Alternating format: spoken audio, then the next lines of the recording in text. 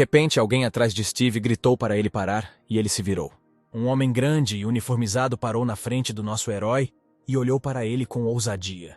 Steve viu sua janela de informações, na qual estava escrito que se tratava de uma pessoa comum. Steve perguntou surpreso ao homem quem ele era, e o Wyvern lançou ameaçadoramente uma torrente de fogo. O homem não parecia assustado e disse que era o Tenente Massey, do departamento de polícia, acrescentando que seria bom se ele parasse. Steve respondeu dizendo-lhes para trazerem Hiro aqui e que ele lhes daria 30 minutos. Messi respondeu que Hero não poderia vir aqui agora e nosso herói perguntou por quê. O tenente disse ameaçadoramente que agora estava na masmorra de 7º nível. Steve disse em voz alta que tinha ido caçar e perguntou ao homem onde exatamente ele tinha ido. Messi disse que não poderia vê-lo agora porque Hero demoraria 10 dias para retornar. Steve ficou chocado ao ser provocado por alguém que precisou de 10 dias para limpar a masmorra. O tenente ficou confuso com essas palavras e disse que esta ainda era uma masmorra de nível 7. Steve disse que voltaria em 10 dias quando Hiro voltasse. Messi pediu-lhe que o fizesse e acrescentou que Steve deverá pagar por tudo o que fez hoje. Nosso herói respondeu que o erro foi deles e acrescentou que roubar animais jovens ou ovos enquanto o líder está caçando é coisa dos pequenos ladrões. O tenente sorriu ameaçadoramente e prometeu que transmitiria essas palavras. O Wyvern bateu as asas e eles voaram enquanto os assustados habitantes da cidade o seguiam com seus olhares. Disseram na sede que não poderiam deixar Steve escapar daquele jeito. Isso levaria à humilhação mundial. Mas o ministro respondeu que seria ainda pior usar as forças do exército contra alguém desperto. O homem lembrou que Steve prometeu voltar e pediu à frota aérea que o acompanhasse. Nosso herói voou para casa, sem prestar atenção a vários helicópteros próximos. De repente, Steve se virou surpreso, vendo um enorme portal preto no chão. Passando voando, ele pensou que este era provavelmente o portão para o planeta Kuchon. E enquanto Steve voltava para casa, já estavam cheias de manchetes que ele havia declarado guerra a Hiro. Vendo a notícia, os caras da guilda de Steve gritaram de alegria erguendo a garrafa.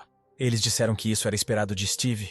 Ele os fez pagar tudo integralmente. Também foi relatado que Cyrus foi levado ao pronto-socorro com uma concussão após ser atingido uma vez. O governo considerou este incidente um ataque e exigiu que Steve fosse extraditado ou declarasse guerra. Os ministros reunidos na reunião de emergência ainda não fizeram declarações. Os comentaristas ficaram novamente divididos. Alguns pediram a extradição de Steve. Alguns perguntaram o que Steve havia feito de mal, porque Hiro até matou os lobos, e outros estavam com medo da guerra. Donnie disse que parece que realmente haverá uma guerra por causa de Steve. E Chad perguntou com entusiasmo o que eles deveriam fazer. O menino se ofereceu para se mudar para o ZUA. Eles não podem começar uma guerra com eles. Jim sugeriu que conversássemos seriamente sobre isso quando Steve voltasse para a guilda. De repente, eles viram uma pomba voar pela janela, emitindo um guincho alto. Então tudo fora da janela começou a brilhar com uma luz azul, enchendo a sala com ela. Eles ouviram a voz de Bill gritando que seu tio estava de volta. Os caras ficaram tensos com a notícia. Steve perguntou com raiva para onde tinham ido a resposta e os tios bastardos, ao que o garoto respondeu que eles estavam bebendo no escritório. Alguns segundos depois, Steve abriu a porta e seu olhar não era um bom presságio. Os caras ficaram nervosos. Chad foi o primeiro a falar, dizendo que seu irmão finalmente havia retornado. Os olhos de Steve começaram a brilhar em azul quando ele perguntou com raiva o que eles estavam fazendo. Alguém gritou corra e todos os caras correram para a janela, tentando se esconder da raiva de Steve. Vamos, pare! Steve gritou furioso, observando enquanto os caras corriam em todas as direções. Mas não houve como parar os caras e eles pularam pela janela, quebrando o vidro. E nessa época, muitas pessoas se reuniram em uma grande residência em algum lugar nas montanhas. Os homens de camiseta amarela discutiam. Alguns diziam que deveriam mandá-lo embora, outros perguntavam por que deveriam seguir o exemplo. E outro gritava que depois deixassem que mandassem Hiro até eles. O ministro das Relações Exteriores acreditava que isso havia acontecido porque Steve escapou de tudo. Então ele se imaginou alguém desconhecido. O ministro da Segurança Nacional acreditou que Hiro começou tudo e perguntou por que ele só culpa Steve por tudo. O ministro das Relações Exteriores ficou furioso ao ouvir essas palavras e perguntou-lhe o que ele disse. O homem começou a xingar e um dos que estavam sentados perguntou por que eles não saíram para xingar ali. De repente, um cara de terno preto disse que o presidente estava aqui. Outro homem de camiseta amarela sentou-se na cabeceira e todos os homens pararam de xingar e ficaram em silêncio. O presidente perguntou se Steve e Hiro se conheciam. O secretário adjunto respondeu que não havia um único ponto de contato entre eles. O presidente perguntou então por que é que ele tentou fazer algo assim, mas nunca encontraram uma razão. Ele disse que ouviu falar que Hiro começou tudo e perguntou por que alguém que traiu seu país iria brigar com Steve. O chefe da agência disse que eles têm duas suposições sobre isso. Primeiro, ele estava com ciúmes do recente aumento rápido de popularidade de Steve fora do país. Diante dessa suposição, o homem disse que então não sabia o que Hiro estava fazendo em primeiro lugar no ranking, agindo de forma tão infantil. O presidente perguntou ao secretário de defesa se houvesse guerra. Eles conseguiriam vencer. Ele respondeu que se voltassem 10 anos, teriam uma chance se conseguissem um grande orçamento e pudessem se preparar para 10 anos. Após essas palavras, o presidente, sem hesitar, disse-lhes que entregassem Steve a eles. O ministro da Defesa ficou nervoso e perguntou se poderiam fazer isso. Todos começaram a dizer que esta é a melhor solução. Se a guerra começar agora, todos morrerão e que deveriam pensar no bem-estar dos cidadãos. O homem voltou-se para o chefe da agência e disse-lhe para preparar Steve para a deportação do país. Mas o chefe da agência voltou-se para o presidente e disse que a segunda suposição era mais realista. O presidente perguntou surpreso de que segunda suposição estávamos falando. O chefe da agência disse que talvez esse fosse o plano do governo para fazê-los desistir de Steve. O presidente disse que se assim for, então a ameaça de guerra é apenas uma armadilha. O chefe do Bureau disse que na situação atual, ambos os países esgotaram os seus recursos e a guerra não pode ser evitada, mas eles definitivamente precisam de Steve. O presidente perguntou se Steve é realmente tão forte, já que ele nem voltou como Hiro. O chefe da agência disse que Steve é um pouco diferente dos demais. A razão pela qual muitos países estão tentando contratar Steve é as habilidades que ele possui. O presidente perguntou quais habilidades Steve possuía se todos fossem tão imprudentes. O líder disse que estava a caminho de dominar o poder de todos os elementos que os elfos superiores possuem. O número daqueles que chegaram em Aruki após estudar os poderes de Steve cresceu, e entre eles não havia ninguém que possuísse magia regional. Todos os ministros ficaram chocados ao saber da possibilidade de usar magia regional. Perguntou o ministro da Agricultura, falando da magia dos elfos superiores. Ele sugere uma colheita instantânea. O chefe da agência disse que tudo é assim. Steve é um bilhete de loteria que pode render muito dinheiro. Após estas palavras, o presidente e os ministros concordaram que devem proteger Steve, mesmo que a guerra estoure. O presidente ordenou ao ministro da Justiça que colocasse Steve na lista VIP e o proibisse de sair do país. E o chefe pensou que onde há dinheiro haverá guerra. Logo apareceu uma notícia dizendo que os ministros haviam se recusado a extraditar Steve. Outro artigo afirmava que a DGB estava planejando construir um grande celeiro nas dependências da guilda de Steve. O carro preto corria pela rodovia e a pessoa sentada nele chegou à conclusão de que tudo se tratava de dinheiro. O chefe perguntou por que Melissa disse isso e disse que foi ele quem salvou Steve de ser deportado. A menina perguntou se ele estava conversando com Steve e o chefe disse que não adiantava ele recusar ajuda, pois estava salvando-o da prisão e dando-lhe a oportunidade de ganhar dinheiro. Ele pediu para dizer a Steve que em breve eles elevarão a guilda para o 6º nível. Então eles precisam se concentrar em aumentar as terras agrícolas. Então seu país se tornará um celeiro, em vez de Aruka. Melissa disse que eles já haviam combinado com Max e que se encontrariam com Steve amanhã. O chefe da agência ficou surpreso por eles terem concordado em uma reunião tão rapidamente. Ele disse que o cara sente cheiro de dinheiro e acrescentou que confia na Melissa. E a menina respondeu dizendo que sempre limpa tudo sozinha, ao que o chefe ficou indignado e disse que cuidaria de tudo depois. E neste momento, perto da área número 2, masmorra de gafanhotos de nível 3. Os meio-mortos, Donnie e Chad, caíram do portal, que imediatamente caiu no chão. Donnie também não aguentou e desmaiou. E então Jim saiu e caiu em cima dos caras. Logo o monge também caiu do portal, e Steve olhou para eles. Ele gritou para os caras se levantarem porque ainda faltavam 10 rounds. Mas Chad nem dava sinais de vida, e ao que parece até roncava baixinho. Steve estava começando a ficar ainda mais irritado quando recebeu a ligação. Era a vovó, e nosso herói imediatamente perguntou o que aconteceu. A vovó perguntou se ele realmente os forçou a praticar durante o almoço, ao que Steve respondeu que esses pirralhos já haviam comido o suficiente enquanto ele estava fora. A vovó disse que estava passando o telefone para Melissa e pediu para falar com ela. Melissa disse que ouviu falar que eles estavam passando por um treinamento de alta intensidade na masmorra pelo 3º dia consecutivo. Steve disse que era verdade e perguntou o que ela queria. A menina perguntou se ele sabia que a reação do país era muito séria e acrescentou que eles têm uma boa solução. Steve a ouviu em silêncio, observando os rapazes deitados no chão, sem se mexer.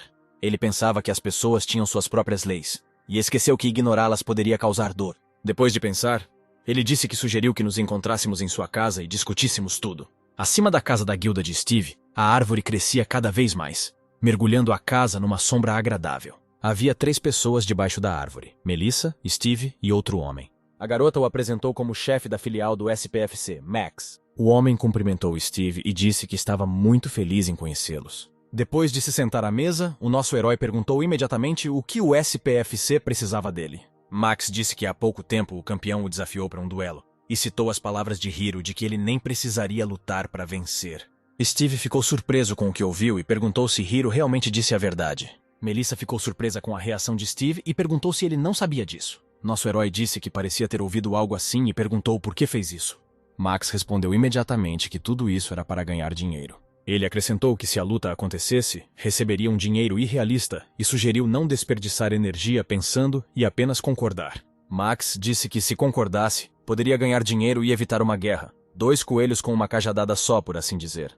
Steve lembrou-se das palavras de David de que Hiro era um psicopata e um assassino e que era melhor evitá-lo. Nosso herói perguntou se ele poderia matar Hiro legalmente se ele concordasse. Melissa e Max ficaram confusos com tal pergunta e não conseguiram nem responder de imediato. O homem disse que, de acordo com as regras, eles não culpariam Steve se algo acontecesse, mas também não encorajaram o assassinato. Melissa disse a Max que entraria em contato com ele depois de conversar com Steve. O homem concordou e acrescentou que esperava que eles tomassem a decisão certa. O carro foi embora e Melissa acenou com a mão, acompanhando Max. Ela disse a Steve que se ele não gostasse, não precisava concordar, porque a guerra não começaria de qualquer maneira. Ao que nosso herói respondeu que realmente queria concordar. A garota disse que os objetivos do país de Hiro são claros, seja para atraí-lo ou para destruí-lo. Mas Steve respondeu que não se importava com os motivos deles. Hiro estava apenas pedindo uma surra. E acrescentou com um sorriso que desde que não contraria a lei, está tudo bem. Melissa perguntou o que ele achava de doar todos os lucros ao país de Hiro para ganhar seu favor. Steve entendeu a dica de Melissa e concordou imediatamente. A garota sorriu e disse que ela mesma contaria tudo a Max. Ela disse que há mais uma coisa, uma ordem oficial recebida do governo. Melissa entregou o documento e disse que uma vez por ano todas as guildas do 6º nível e acima se reúnem. Steve estava olhando os documentos e a garota disse que planejava convidá-lo para ir lá. Nosso herói ficou surpreso e disse que sua guilda ainda não estava no 6º nível. Em resposta, Melissa entregou-lhe uma estatueta com o número 6 e disse-lhe que a sua guilda tinha sido oficialmente promovida. A menina acrescentou ainda que este certificado foi emitido pela agência e todo o distrito de Job será entregue a eles, juntamente com os direitos autônomos do território. Steve ficou surpreso com a notícia e perguntou como isso poderia acontecer. A menina disse que depois que a infraestrutura for criada e as pessoas começarem a se estabelecer, essa área será transferida para a guilda de Steve como o 13º distrito. Steve, brincando, perguntou se Melissa queria dizer que era hora de ele agir. Voltando ao escritório, nosso herói contou essa notícia aos rapazes, mas os 4 foram contra a ideia, acreditando que o governo não os protegeu e abandonou a terra, e agora os estão obrigando a protegê-la.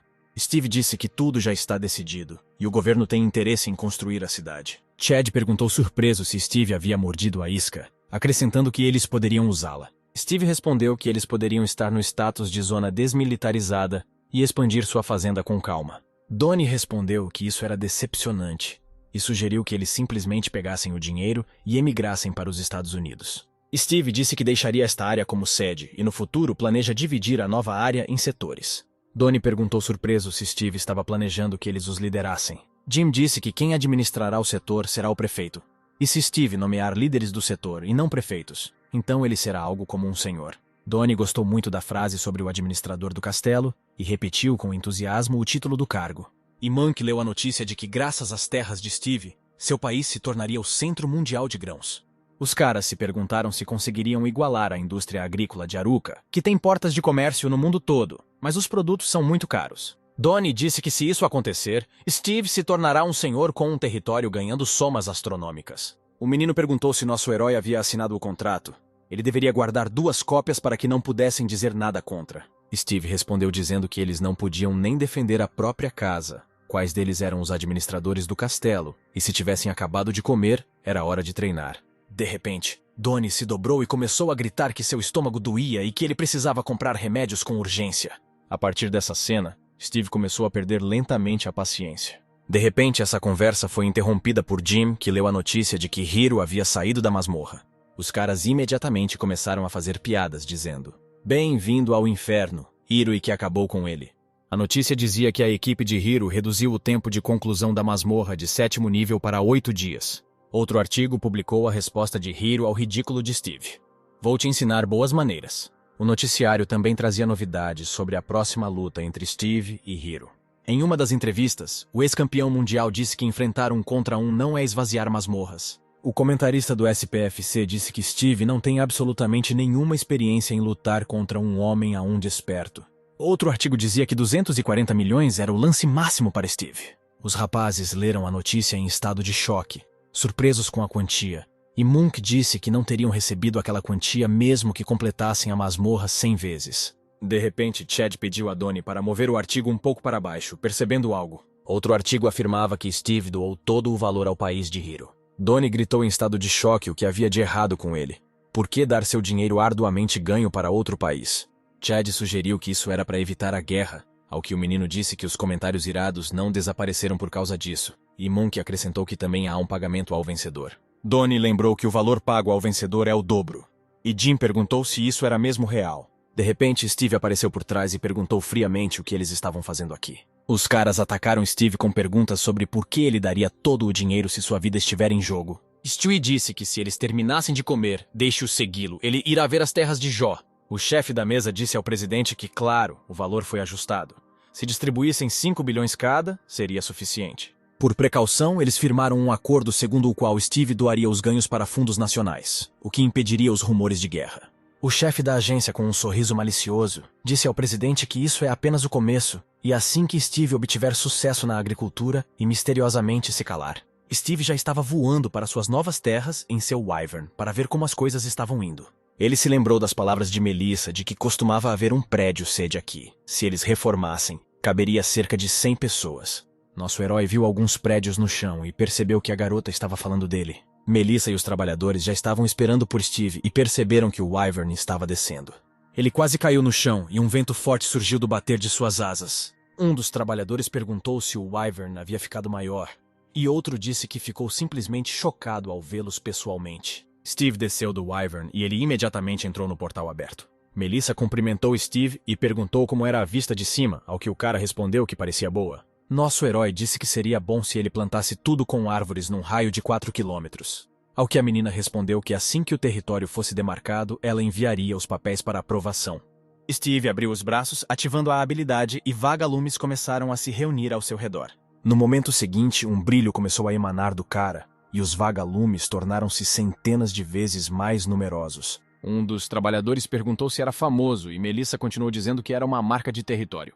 O cara do moicano cumprimentou todos os fãs de artes marciais, dizendo que o sidekick estava no ar com eles. Ele disse que faltavam apenas 15 dias para a luta do século. O campeão Hero contra o novato Steve, acrescentando que o canal preparou entrevistas com os dois. Esta manhã, com todos os esforços, conseguiram encontrar a equipe de Hiro em frente à masmorra de 7º nível. O menino perguntou como Hiro se preparou para a luta, e ele respondeu que não tinha tempo para treinar. Hiro acrescentou que em breve o número de masmorras de nível 7 aumentará drasticamente, e a humanidade não terá tempo para descansar. Mas a manchete colocou as coisas de forma diferente, e agora dizia que Hiro não via necessidade de se preparar para uma briga com alguém como Steve. A equipe do nosso herói estava comendo, e Chad começou a reclamar que não se lembrava da última vez que comeu comida quente. Monty respondeu que foi na segunda-feira passada, e Jim pediu para ele parar de reclamar.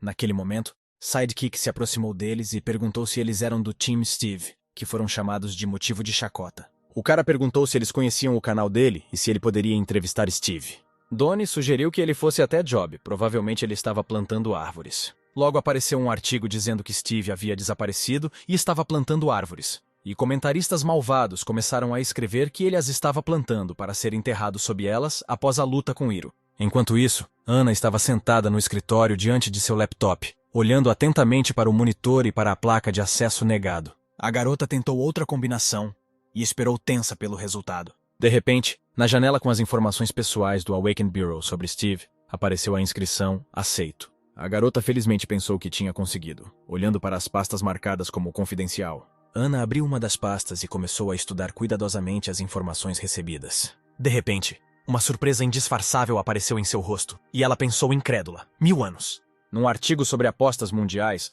85% dos especialistas esperam que o Hiro ganhe. Outro artigo afirma que Hiro, também conhecido como a esperança da humanidade, reduziu o tempo para completar a masmorra para 8. Num outro artigo escreveram que a DGB transportava materiais de construção para Jó. E na entrada das terras de Steve há uma placa alertando sobre lobos. Outra matéria afirmava que faltavam 6 dias para a partida e o estádio já estava lotado. O novo artigo afirmava que faltavam 2 dias para a partida e Steve ainda estava em seu território.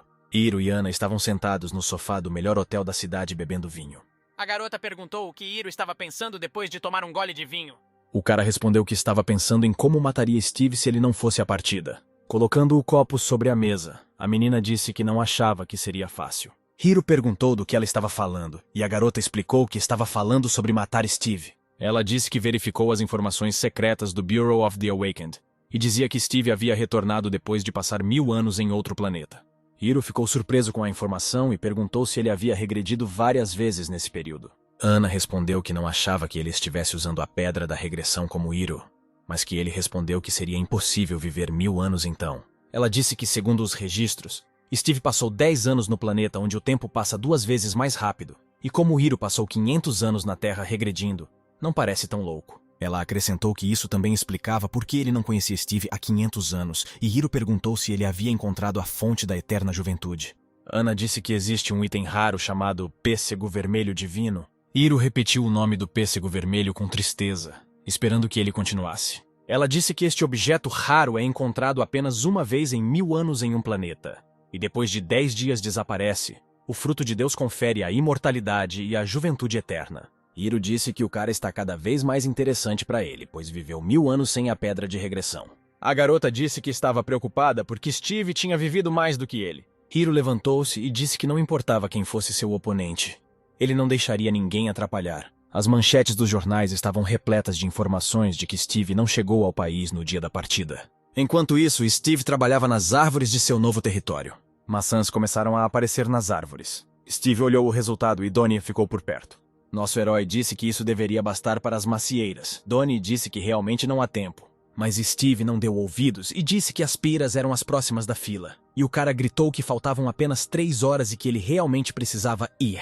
Nosso herói disse que como seu nível é baixo, ele não pode plantar muitas mudas. E enquanto ele estiver fora, a galera precisa comprar tudo o que o Steve falou. Donnie disse que não deveria se preocupar com isso e pediu que ele se apressasse. No momento seguinte, um portal se abriu atrás de Steve e seu uniforme apareceu no cara. Um enorme wyvern saiu do portal, assustando tanto Donnie que ele caiu. Steve disse que voltaria em breve, e os caras precisavam ir a várias masmorras e acrescentou que não haveria piedade se ficassem com preguiça. Donnie esfregou a cabeça e perguntou o que Steve queria dizer com preguiçoso. Mas nosso herói não respondeu nada e a viveira o levantou.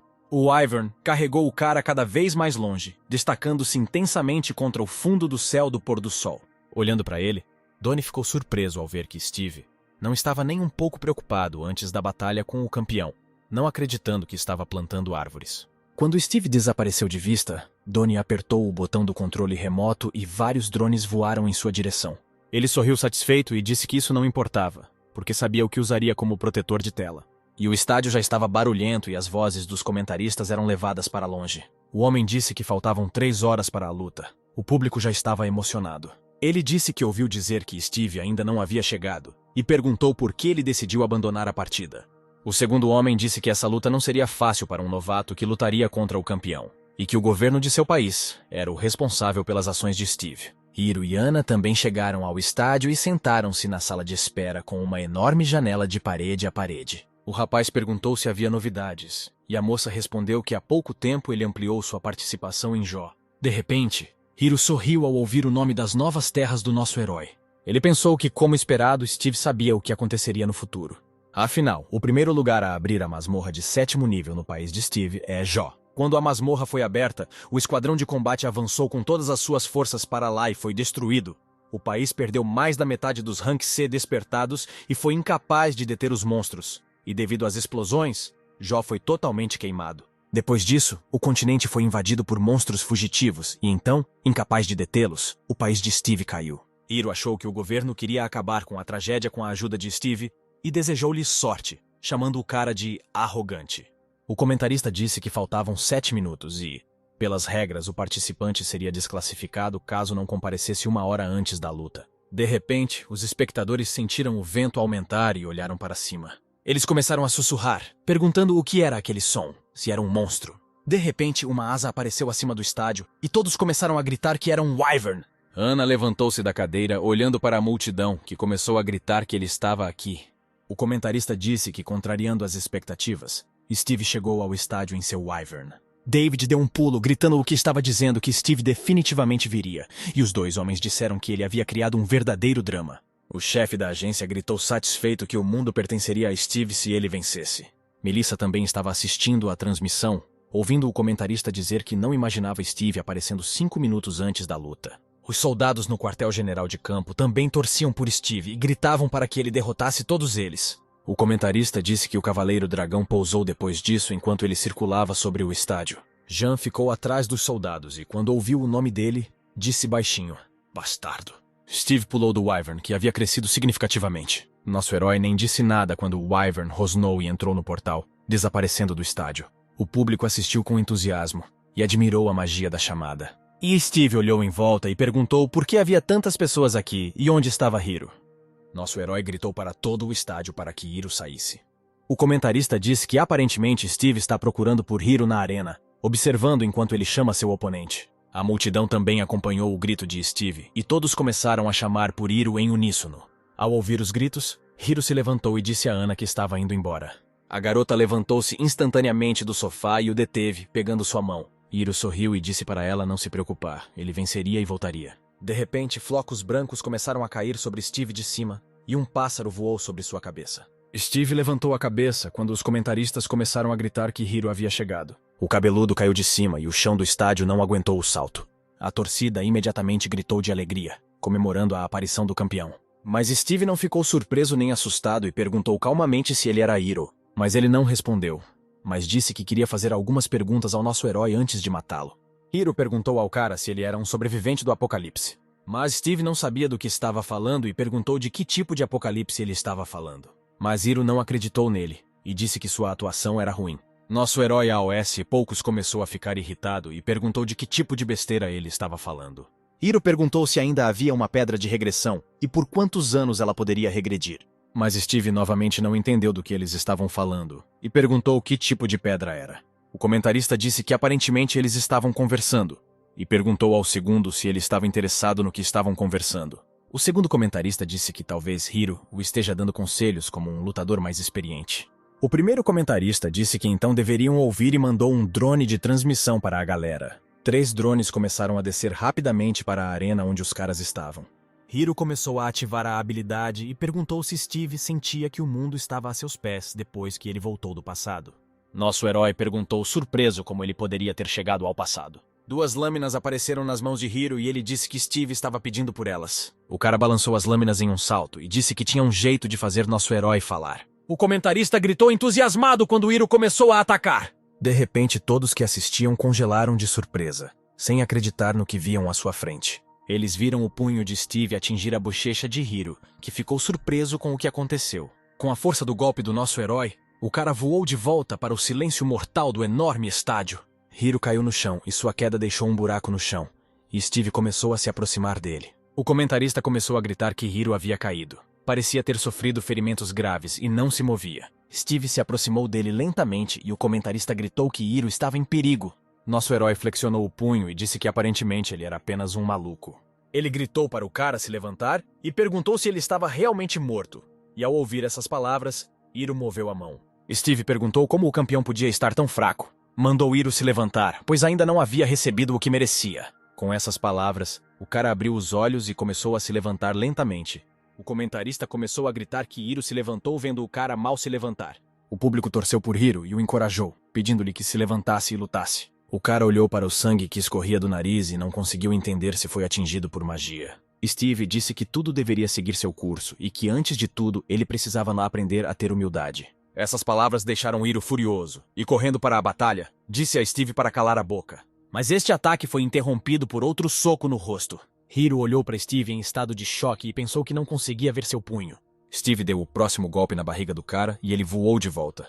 Nosso herói decidiu não atrasar e ativou a habilidade Tornado. Naquele mesmo segundo, Hiro começou a sentir uma corrente de vento, junto com vagalumes. E quando a habilidade foi totalmente ativada, Hiro foi lançado ao ar em um enorme fluxo de arágua.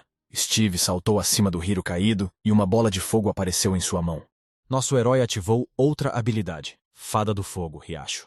Steve baixou a mão com uma bola de fogo sobre Hiro e as chamas envolveram a área ao seu redor. Os espectadores na arena seguraram a cabeça em estado de choque e cobriram a boca sem acreditar no que estava acontecendo. Tudo ao redor estava em chamas, e a explosão que Steve derrubou em Hiro foi entendida por uma coluna de fumaça. O comentário gritava que Hiro estava levando uma surra unilateral, mas rapidamente se corrigiu, e disse que estava levando uma surra. Ele se virou para o segundo comentarista e perguntou o que ele achava da situação. Mas o homem não disse nada, olhando horrorizado para a arena à frente. Os espectadores gritaram com o que estava acontecendo na arena e alguns até choraram. Todos ficaram chocados quando Steve levantou o corpo inconsciente de Hiro pela garganta. O comentarista gritou em estado de choque que parecia que Hiro havia morrido. Mas Steve disse para ele não fingir, pois sabe que o cara não está morto. Nosso herói disse isso por um motivo e ele viu a barra de saúde de Hiro. Steve disse que queria perguntar uma coisa e perguntou por que estava procurando nosso herói. Hiro respondeu que era porque ele queria matar Steve, e sua saúde estava aumentando lentamente. Nosso herói não entendeu essa resposta e perguntou por quê. Os olhos de Hiro ficaram vermelhos e sua saúde melhorou quando ele disse que Steve merecia morrer. Nosso herói perguntou em estado de choque por que ele merecia morrer. O rosto de Hiro começou a mudar, e ele disse que por causa dele, um plano que estava sendo elaborado há 500 anos foi arruinado. Steve perguntou surpreso qual era esse plano no qual ele vinha trabalhando há tanto tempo. Hiro se transformou em um monstro e sua saúde quase foi restaurada. E ele disse para si mesmo, Monster Breakthrough. Steve pensou surpreso que isso era uma transformação, e Hiro gritou que precisava salvar a Terra. Tudo ao redor começou a ficar coberto por um brilho vermelho. Steve mais uma vez disse que o cara estava louco. A transformação de Hiro foi completada e ele ativou a habilidade Fúria de Deus. O espaço ao redor dos caras pareceu explodir e Steve voou de volta. Com a força da energia emanada de Hiro, o vidro do estádio se desfez em pequenos fragmentos e começou a cair sobre os espectadores. Relâmpagos vermelhos começaram a cair em diferentes direções, quebrando paredes e teto. O ministro e o subchefe observaram o que acontecia na sede. O ministro disse que essa poção que o restaurou foi retirada e o deputado começou a se preocupar com uma explosão. E nessa hora não era mais Hiro quem caminhava pelo estádio, mas sim um enorme monstro com chifres. Olhando para ele, o ministro disse que, a julgar pela transformação, Hiro aprendeu algumas coisas interessantes sobre o planeta Kushon. Após a explosão, a fumaça subiu sobre o estádio e os gemidos dos sobreviventes foram ouvidos. Alguém gritou, alguém chorou, um menino chamou a mãe, que estava deitada ali perto, coberta de pedras. Muitas pessoas sentadas no estádio morreram após a explosão.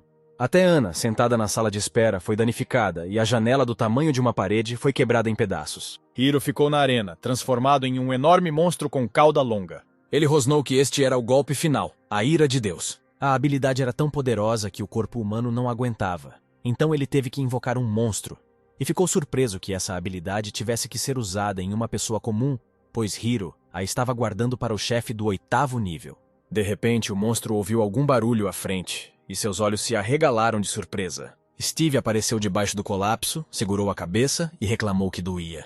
Hiro olhou em choque para nosso herói, que caminhou calmamente em sua direção, envolto em luz verde. Olhando para o monstro, Steve disse que esse bastardo é incrível! E Hiro não conseguia acreditar que conseguiria sobreviver ao golpe final, a ira de Deus. Chegando mais perto, Steve chamou o monstro de bastardo, pois ele também pode se transformar. Hiro respondeu perguntando qual item ele costumava ser tão forte, o que ele usou para regredir. Steve respondeu que não sabia o que queria dizer com a palavra regressar. E não era um item, mas a habilidade Bênção da Floresta. Hiro gritou, incrédulo. Como poderia haver uma habilidade mais forte que o Elixir? Steve respondeu com um sorriso que esta é uma habilidade de nível Elixir. Restaura completamente a vitalidade e mana consumidas em 5 segundos. Hiro finalmente perdeu a paciência e gritou nosso herói está realmente sorrindo. Mas Steve não entendeu a pergunta e riu interrogativamente. Preparando-se para chutar, Hiro perguntou se o cara achava tudo isso divertido. Nesse momento, Steve estava olhando a janela de informações, onde dizia que na sua frente estava o monstro Hiro, um híbrido nível U. Naquele momento, o monstro atacou, o que deixou nosso herói surpreso. Quando descobrir que o mundo morreu por sua causa, disse Hiro, acertando Steve com o rabo. Você consegue rir? Perguntou o monstro, erguendo o punho. Ele repetiu a pergunta novamente, dando um soco em Steve, que conseguiu bloqueá-la. Hiro gritou para que nosso herói morresse, acertando um golpe após o outro. Mas os golpes pareceram errar. Steve disse que o Rank U não era tão forte. E naquele mesmo segundo ele atingiu o monstro com um chute poderoso na mandíbula. Steve perguntou se seu plano de 500 anos foi destruído por causa dele e agora o planeta será destruído. Portanto, continuou Steve, a destruição do planeta também é culpa dele. E portanto, ele deve morrer nas mãos de Hiro. Certo, Steve perguntou, estendendo a mão para frente, liberando um brilho verde para frente. Protegendo-se do fluxo do vento com as mãos, Hiro disse que já que entendia tudo, então deixe-o morrer. De repente, uma misteriosa pedra roxa apareceu na mão do monstro, que ele apertou com força. Um brilho roxo apareceu ao redor do monstro, e ele gritou que Steve havia estragado tudo. Ele perguntou se sabia como Hiro chegou a esse nível. Como alguém como ele ousa falar assim. O monstro de repente se lembrou de como havia assistido a um filme sobre super-heróis há muito tempo. Um salão cheio de crianças se alegrou quando o personagem principal desferiu o golpe decisivo e venceu. Hiro, então apenas um bebê, ficou feliz por seu herói ter feito isso e salvo o mundo inteiro. De repente, as crianças engasgaram quando o herói caiu de joelhos, com sangue escorrendo por baixo de seu maxi. O herói disse que tudo estava totalmente queimado e que era hora de consertar. As crianças começaram a gritar e o herói disse que seria esquecido. Mas está tudo bem desde que seus amigos e entes queridos possam continuar a viver. As crianças choraram e a narração explicou que a pedra da alma do herói volta no tempo. E só Hiro não chorou. Ele sorriu olhando a cena final, diferente das outras crianças chorando. Ele pensou que estava bem mesmo tendo sido esquecido para sempre, porque este mundo só precisa se lembrar de um herói. De repente, o pé de Steve atingiu Hiro no rosto com tanta força que seus olhos se arregalaram de surpresa. Com tal golpe, o monstro voou para o lado. Steve mais uma vez repetiu que ele era apenas um bastardo maluco. Hiro caiu de bruços e agarrou o chão com as garras, tentando não voar mais longe. Ele começou a tossir sangue e sentou-se lentamente, olhando para Steve. Hiro se achava muito forte. Não acreditava que houvesse uma pessoa que ele não pudesse derrotar desta forma e se perguntava quem ele era. Ele percebeu que não havia nenhum sinal de regressão de Steve e decidiu que isso não importava mais. Ele poderia começar de novo. Neste ponto, Steve atacou novamente, perguntando o que ele estava murmurando. Nosso herói disse que não foi ele o motivo da destruição de seu plano, e de agora em diante ele lhe ensinará sabedoria. Hiro não resistiu muito e mentalmente pediu a Steve que continuasse conversando e contasse tudo a ele. Aquela pedra roxa na mão de Hiro era chamada de pedra de cópia e já havia copiado 79%. O monstro pensou que na próxima regressão o poder de Steve estaria completamente sob seu controle. Esta pedra não apenas copiou a força, mas também absorveu a alma. Hiro apontou que somente ele deveria ser o herói que salvará este mundo. Steve ativou a habilidade Realidade. Sua mão brilhou em azul e veias pretas apareceram em seu rosto. No momento seguinte, não foi a mão de um homem que apunhalou o rosto de Hiro, mas a pata de uma fera. O enorme urso em que Steve se transformou atacou com tanta força que Hiro voou para trás. O nariz de Hiro foi quebrado imediatamente e vários dentes caíram de sua boca com o golpe. Mas a força do golpe foi tão grande que o monstro voou contra a parede e a rompeu com o corpo. Já em forma humana, Hiro caiu no chão, no meio de uma multidão de pessoas, e eles franziram a testa com desprezo, chamando-o de bastardo cruel. O cabelo do cara ficou branco. Ele deitou no chão e xingou ao perceber que a pedra da cópia estava quebrada. O sangue escorria de um olho, e ele semicerrou os olhos ligeiramente, observando a águia circular acima dele. Era Steve em forma de águia. Ele desceu lentamente em direção a Hiro e pensou que não era uma pessoa. Nosso herói caiu de joelhos ao lado do cara caído no chão. Ele perguntou a Hiro com um sorriso se ele agora via a real situação. Mas o cara não entendeu do que Steve estava falando e perguntou que tipo de bobagem. Nosso herói disse que a razão pela qual ele não conseguiu salvar o mundo foi porque ele estava muito fraco. Os olhos de Hiro ficaram vermelhos de raiva e ele sibilou para Steve calar a boca. Nosso herói disse seriamente que não deveria aparecer novamente em seu território. Caso contrário, morreria na próxima vez. Hiro sorriu e disse que 95% da população morrerá em breve devido ao apocalipse, e ele também é um cadáver. Steve chamou o cara de idiota delirante e perguntou por que seu passado deveria se tornar seu futuro. Os olhos de Hiro se arregalaram ao ouvir as palavras de Steve. Não há futuro para um cara que vive no passado como você. O comentarista disse que, embora Hiro tenha perdido a consciência, Steve se transformou em uma águia e voou até ele. Jean assistiu a luta inteira cerrando os punhos e um pensamento estava girando em sua cabeça. Por quê? Naquele dia, quando ela estava no hospital depois da masmorra, ela perguntou a Steve por que eles não podiam. Nosso herói se virou e olhou tristemente para a garota, dizendo que ela ainda estava muito fraca. Nossas forças não estão equilibradas. Um de nós vai sofrer perdas, disse o cara. E Jean ficou ainda mais bravo porque depois dessas palavras ele estava caminhando com outro. Saindo da sala, Jean disse com raiva que aquele desgraçado estava falando bobagem. E as notícias estavam cheias de manchetes sobre a vitória absoluta de Steve. A reportagem afirmava que mais de 48 pessoas morreram no estádio onde acontecia a partida. O número 1 não oficial do mundo, Steve, doou todo o valor de seus ganhos ao país de Hiro. Outro artigo afirmava que as famílias das vítimas estavam preparando uma ação coletiva contra Hiro. E Hiro teve um sonho em que viu Steve disfarçado de fera com garras que o proibia de aparecer em seu território. Para um cara que vive no passado como você, não há futuro. Ele ouviu as palavras e acordou imediatamente. O cara acordou na enfermaria e, olhando em volta, se perguntou quanto tempo passou aqui. Hiro notou o telefone ao lado da cama e abriu o noticiário, cujas manchetes eram sobre a vitória de Steve e o processo contra o ex-campeão. Após a notícia, Hiro começou a ler os comentários das pessoas e um sorriso maligno apareceu em seu rosto. Lendo as acusações e desejos de morte, a menina disse que eram todos bastardos hipócritas. Naquele momento, Ana entrou na sala. Ela estava sã e salva. Vendo que o cara estava vestido e segurando o telefone nas mãos, a garota ficou confusa. Mas ela rapidamente recobrou o juízo, pegou o telefone das mãos do cara e pediu que ele não lesse.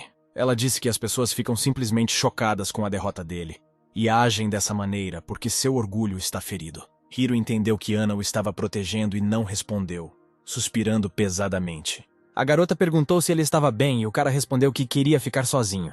Ela disse que iria sair, mas que levaria o telefone porque Hiro precisava descansar mais do que qualquer coisa agora. O cara ficou sozinho na grande sala e ainda ficou olhando para a porta da frente por algum tempo. Depois disso, ele se levantou e, indo até a janela, puxou a cortina e franziu a testa. E do lado de fora da janela, muitas pessoas com cartazes gritavam para ele pedir desculpas e ir embora. Ele pensava que essas pessoas sempre o seguiram. Não importa o quanto ele se dedique a eles. Eles não mudam. Hiro abriu a janela de informações e olhou tristemente para a pedra copiadora. Estava escrito que a cópia foi interrompida, e o cara achou uma pena. Se tivesse aguentado mais, teria conseguido copiar o Steve. Hiro estendeu a mão e uma pedra vermelha apareceu nela que foi a própria pedra da regressão. E atrás da pedra, várias mini-versões próximas do planeta começaram a aparecer, preenchendo toda a sala. Com esta pedra, Hiro pode retornar à Terra de 20 anos atrás e não vê outra escolha, a não ser retornar e se livrar de Steve. Ele pensou que poderia ativar a pedra em 2 anos, mas se pudesse atualizá-la para o 3º nível. Seus pensamentos foram interrompidos por 3 homens que entraram na sala sem bater. Hiro os conhecia e cumprimentou o do meio. O encapuzado ficou feliz por Hiro ter acordado e perguntou se ele estava bem. O cara respondeu que de certa forma sim e perguntou o que era. O homem disse que era uma ordem da agência. Ao que Hiro respondeu que não havia recebido nenhuma notificação. Ele respondeu que não sabia e que simplesmente lhe disseram para trazer o cara. Hiro virou-se para os outros 2 rapazes e perguntou por que eles estavam ali também. Mas as respostas dos homens foram diferentes. Um disse que também foram chamados. O segundo disse que se encontraram no caminho. Hiro olhou silenciosamente para os rapazes, entendendo por que eles vieram. E eles desviaram o olhar para o lado. Claramente estavam com medo de olhar para o cara. Todos os Ranked despertos foram reunidos. Isso claramente não era para presenteá-los com um prêmio, pensou Hiro. O cara mandou esperar lá fora. Ele precisava se preparar. O encapuzado disse, claro, e eles começaram a sair da sala. O homem alto disse que eles ficariam quietos, porque mais 2 estão esperando do lado de fora da porta. O homem encapuzado puxou-o de volta, mas já era tarde demais. O terceiro homem disse que Hiro já havia adivinhado tudo e era tarde demais para ficar quieto. Com um sorriso maligno, o cara perguntou se os 5 realmente esperavam derrotá-lo. O encapuzado tentou acalmar Hiro e disse que era apenas uma investigação e que ele precisava ir até lá. O sorriso do cara ficou ainda mais irritado e ele perguntou quem eles iriam investigar. Todos os 3 ficaram tensos naquele momento e ninguém conseguiu pronunciar uma palavra. Hiro pensou que no dia da luta a agência devia ter gravado toda a conversa com Steve. Talvez eles estivessem interessados nos itens de seu inventário. Ele perguntou. Os caras realmente precisam da pedra de regressão também. E querem trancá-la em algum lugar e torturá-la. O encapuzado disse que estava tudo errado. Era por falta de itens no relatório. O homem alto de repente chamou um nome de Hiro e disse que, já que existe algo assim, ele não deveria usá-lo para o benefício das pessoas da cidade. A partir dessas palavras, os olhos de Hiro ficaram vermelhos e uma bola de energia apareceu em sua mão. Ele disse que com essas palavras havia ultrapassado os limites e seu país logo entenderia o que havia perdido por causa desse erro. O homem respondeu também começando a ativar suas habilidades para capturar Hiro.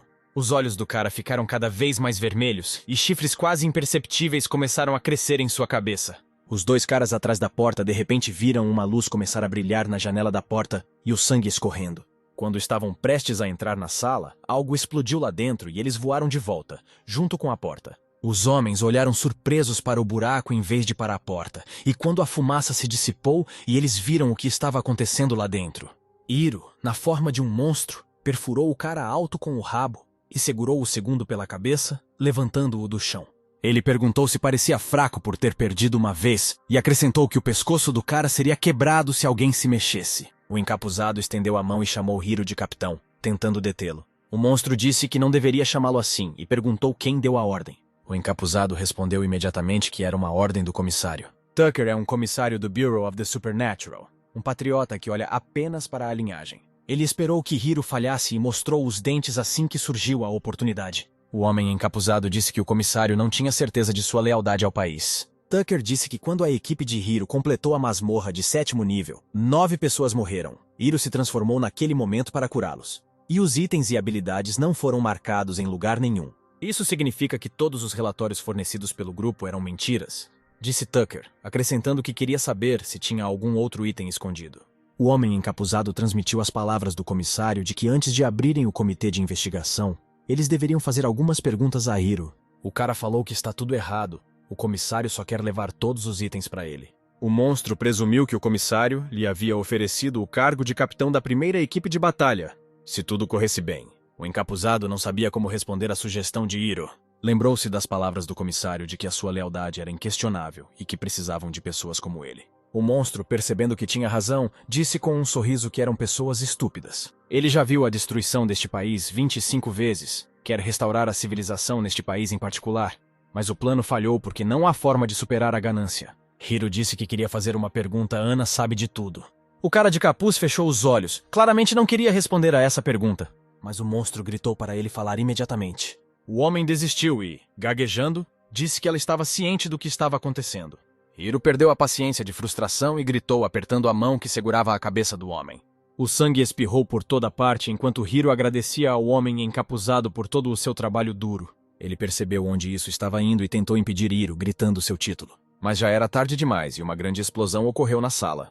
As últimas notícias diziam que Hiro havia escapado, matando 3 Rank C despertados e ferindo 2. E nessa hora, a ação do cara foi discutida na agência sobrenatural. Olhando pela janela, o comissário disse com raiva que Hiro era um bastardo ingrato. Ele disse que é por isso que não se deve ajudar estranhos. Eles vão te apunhalar pelas costas, porque aceitaram o cara, ajudaram ele, e ele ainda ousa mostrar os dentes. Tucker chegou à conclusão de que Hiro era originalmente um espião de seu país, plantado por ele de propósito. O comissário decidiu que isto era mais do que suficiente para persuadir o primeiro-ministro. Ele pensou que com este incidente, eles poderiam se livrar de muitos problemas e criar heróis perfeitos para substituir Hiro. O homem virou-se para a porta e chamou em voz alta ao seu assistente. Um cara imediatamente entrou pela porta e perguntou o que ele precisava fazer. Tucker ordenou que todas as emissoras fossem contatadas e dariam uma entrevista coletiva sobre Hiro em 2 horas. As notícias mantiveram Hiro de olho, com uma das manchetes dizendo que o homem mais forte estava agora em Jó. Em outro artigo, Jim estava treinando os rapazes. E a manchete dizia que havia muitos novos recrutas na guilda. Outro jornal disse que a contagem regressiva para Jó se tornar o 13º distrito já havia começado. E em um dos canais do YouTube foi lançado um vídeo com o título Análise da Guilda de Steve, versão de Job. Em outras notícias, um especialista imobiliário disse que esta era uma expansão esperada. Em outro vídeo, eles analisaram a luta de Steve, chamando-a de O Cavaleiro Dragão luta por poderes divinos. Donnie estudou todas essas novidades e nunca deixou de se surpreender com a abundância de informações. Todos os 10 principais vídeos do YouTube eram sobre Steve, e o cara disse com um sorriso que isso era de classe mundial. De repente, ele se deparou com um artigo sobre como Hiro havia escapado do hospital. O âncora disse que Tucker convocou uma entrevista coletiva e se ofereceu para ouvir o que estava acontecendo. O comissário disse que há motivos para suspeitar que Hiro é um espião e exige uma explicação para o ataque terrorista de Steve. Em resposta a estas acusações, o secretário de imprensa respondeu que a acusação era infundada e que o país estava indignado com tal provocação. Donnie ouviu atentamente o discurso dos ministros, suspirando pesadamente. E quando viu a notícia do desaparecimento de Hiro, ficou imediatamente nervoso. Ele achava que era impossível para um cara espancado até a morte vir aqui. Donnie se perguntou, e se ele viesse aqui novamente quando Steve não estivesse na guilda? Imediatamente a partir desse pensamento, um arrepio percorreu o corpo do cara e suor frio apareceu. Donnie saiu furioso de seu escritório e correu para encontrar Steve. Ele correu para a floresta reclamando que Steve sempre desaparecia durante incidentes graves e perguntou por que ele não podia ficar em casa. De repente um raio azul começou a aparecer no céu e o cara parou surpreso. Ele olhou com medo para o céu e pensou que parecia familiar. De repente, um raio gigante atingiu o chão, e os gritos das pessoas foram ouvidos de lá. Uma multidão de trabalhadores saiu correndo da floresta em direção a Donnie, gritando. Chegando mais perto do cara, os trabalhadores começaram a gritar para ele correr também. O menino achou que era impossível, que aquele maluco já estava aqui. Repetindo assustado as palavras sobre um louco, Donnie correu junto com os trabalhadores e rapidamente os alcançou.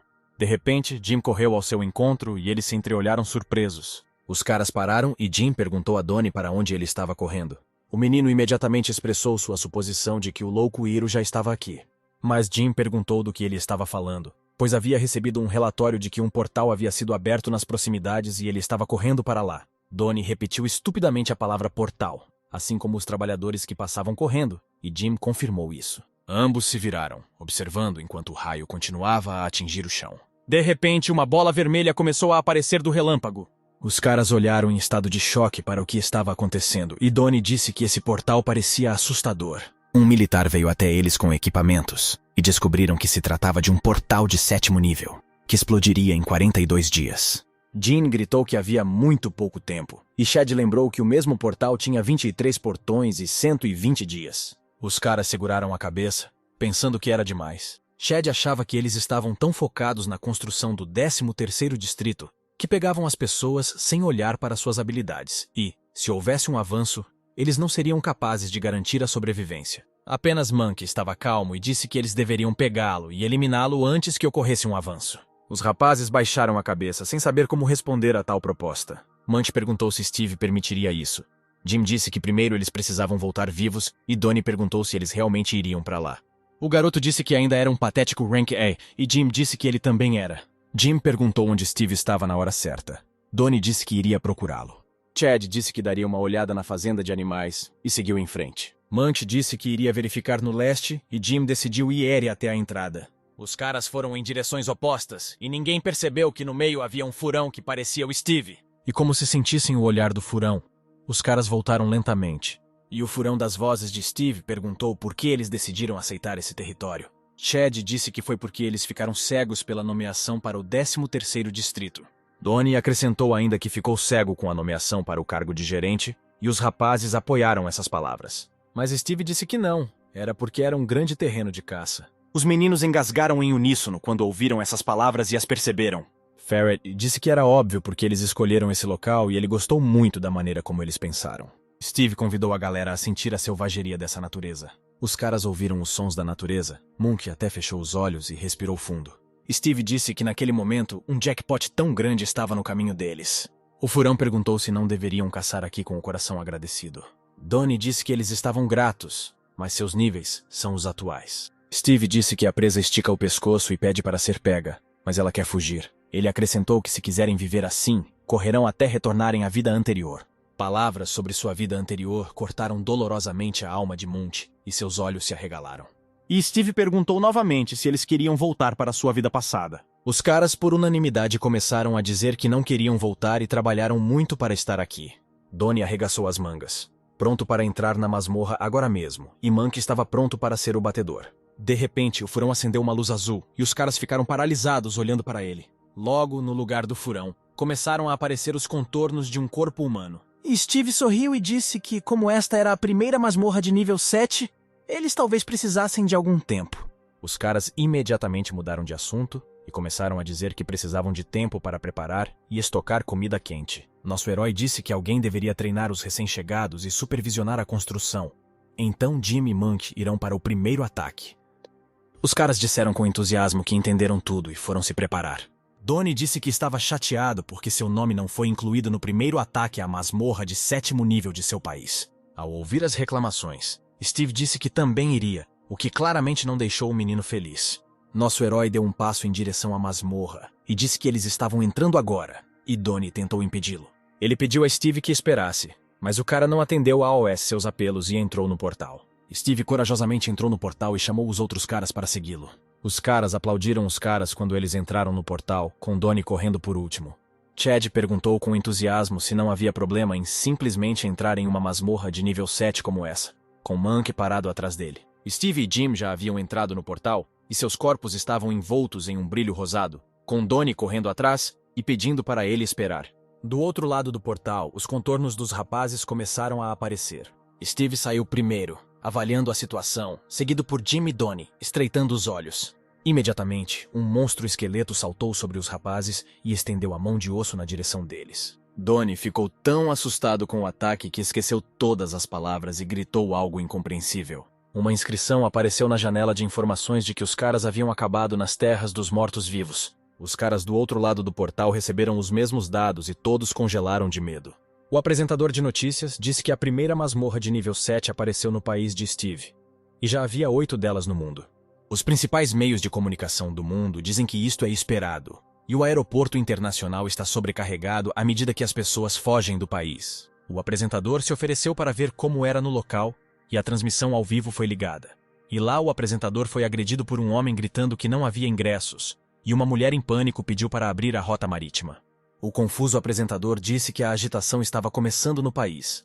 A agência estava consultando o que fazer a seguir, e a equipe da guilda de Steve já havia entrado na masmorra. A agência acordada discutia que as emissoras haviam feito um trabalho brilhante, como se tivessem grampeado os escritórios da agência.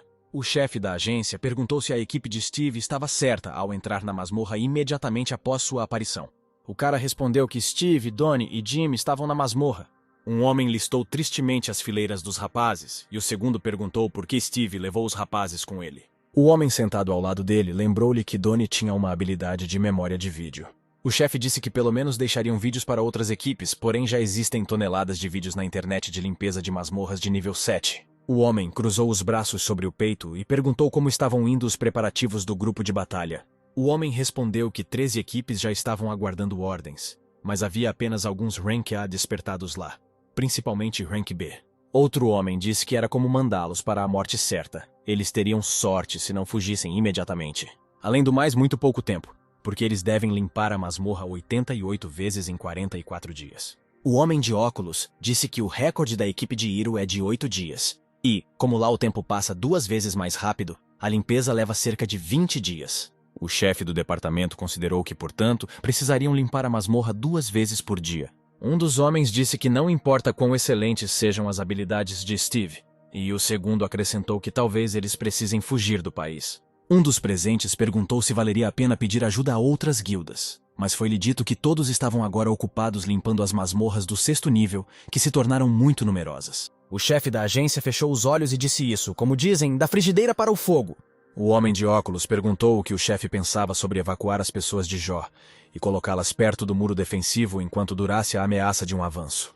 O chefe respondeu que todos morreriam se uma segunda masmorra aparecesse na cidade. Ele perguntou que as árvores barreira de Steve não eram uma boa proteção. Mesmo que conseguissem capturar todos os monstros nas árvores barreira, se outra masmorra aparecesse, as guildas ficariam impotentes. O líder pensou que se eles lidassem com a masmorra nas terras de Steve, ela se tornaria o lugar mais seguro do mundo. Ele perguntou se Melissa estava agora nas terras de Steve e pediu para ligar para ela e saber como estavam as coisas por lá. Um drone sobrevoou as terras de Steve, aproximando-se do canteiro de obras de um grande edifício. A agência viu a foto e alguém disse que estava mais silencioso do que o esperado. Eles ficaram surpresos com o fato de a construção ainda estar em andamento. Alguém perguntou se não era o Departamento de Segurança do Estado. O drone continuou voando e os presentes ficaram surpresos ao ver que uma criança montava um lobo e os trabalhadores almoçavam pacificamente. Um elefante montado em macacos correu atrás de uma matilha de lobos liderada por Bill. E os homens ficaram surpresos por terem iniciado uma guerra. O homem, chocado, perguntou se os outros tinham visto o macaco atirando pedras nas costas do elefante. Olhando para a paisagem calma e pacífica, perguntaram se este era definitivamente o seu país. Os homens concordaram que parecia outro mundo e até decidiram verificar a localização do drone. O chefe riu e perguntou onde estava a chefe do departamento, Melissa. O drone voou mais longe e acabou acima de um longo edifício residencial. A tela mostrava uma garota tomando banho de sol em uma espreguiçadeira, e alguém disse que se tratava de um dormitório de soldados. De repente, alguém perguntou se não era Melissa quem estava tomando sol. E quando o drone voou mais perto, eles finalmente se convenceram disso. Era mesmo ela. A menina estava deitada com um maiô preto aberto e seus olhos estavam protegidos por óculos escuros. Os olhos dos homens no escritório se arregalaram quando perceberam que era realmente Melissa na tela. O homem de óculos disse que sua aparência ilustra bem a situação no terreno. Nesse momento, Melissa pareceu sentir o olhar de alguém e baixou os óculos, olhando para frente. Imediatamente uma bola de energia apareceu em sua mão e a garota gritou com raiva.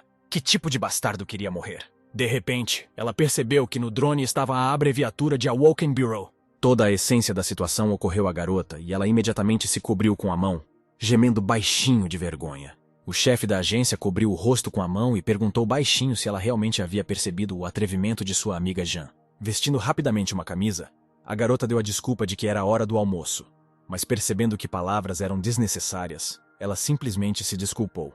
O chefe perguntou como estavam as coisas no local e pediu à garota que desse um breve briefing. Cobrindo-se com a camisa, a menina pediu desculpas, mas ainda estava na tela. Imediatamente alguém gritou para quem controlava o drone que ele precisava ser virado, não para baixo, mas para o lado.